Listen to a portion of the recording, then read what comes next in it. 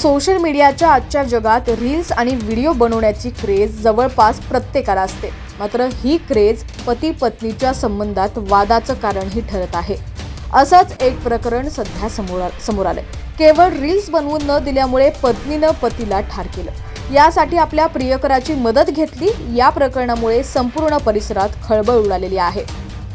काय घडली होती घटना पुढे पाहूयात. त्याआधी तुम्ही HPN मराठी न्यूज चॅनलला सबस्क्राईब केलं नसेल तर नक्की सबस्क्राईब करा आणि बेल आयकॉनवर क्लिक करून नोटिफिकेशन्स मिळवा. तर केवळ रील्स बनवण्यावरून झालेल्या वादामुळे आणि व्हिडिओ बनवण्यावर बंदी घातल्यामुळे पत्नीनं पतीची हत्या घडवून आणली असा आरोप आहे. त्या तरुणाचा मृतदेह सासरी सापडलाय. पूर्ण प्लॅन करून या तरुणाला सासरी बोलवण्यात आलं आणि त्याची हत्या करण्यात आली. त्याचा मृतदेह संशयास्पद परिस्थितीत सापडला. खोदाबंदपूर पोलीस ठाण्याच्या क्षेत्रातल्या फफोत गावात ही घटना घडलेली आहे. मृत पतीच्या कुटुंबियांनी असा आरोप केलाय की त्याच्या पत्नीला इंस्टाग्रामवर रील्स बनवण्याची सवय होती. मृत पतीचं नाव महेश्वर राय असं असून तो तिला सातत्यानं रील्स न करण्याबद्दल सांगत असायचा. त्यामुळे राग येऊन पत्नीनं अखेर पतीची हत्या केली. सासरी गेलेल्या त्या युवकाच्या पत्नीनं आपल्या प्रियकराच्या मदतीनं पतीला गळफास लावला. पोलिसांनी मृतदेह ताब्यात घेऊन पोस्टमार्टमला पाठवलाय. अधिक तपास सुरू आहे.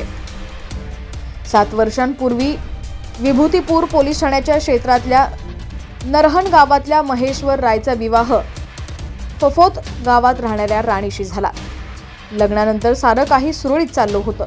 मात्र राणीला सोशल मीडियाचं व्यसन लागलं. ती गेल्या 3-4 वर्षात अधिकच सक्रिय होती आणि इंस्टाग्रामवर रील्स बनवायची. त्याचं तिला व्यसन लागलं. ते महेश्वर रायला आवडत नव्हतं. तसंच दरम्यानच्या काळात राणीचे दुसऱ्या व्यक्तीशी अनैतिक संबंधही प्रस्थापित झाले. आदल्या रात्री पतीनं पुन्हा एकदा तिला रील्स करण्यासाठी विरोध केला. त्यानंतर पत्नीनं त्याची हत्या केली. हत्येची माहिती मृताच्या कुटुंबियांना देण्यात आली नाही. काही माध्यमातून त्यांच्या कोलकात्यातल्या भावाला असं काहीतरी घडल्याची खबर लागली. त्याने गावातल्यांना सांगितलं आणि त्यानुसार गावकरी फफोत इथे गेले. तेव्हा त्यांना त्याचा मृतदेह सापडला. पतीच्या हत्येच्या आरोपाखाली पत्नी राणी राय हिला पोलिसांनी अटक केली.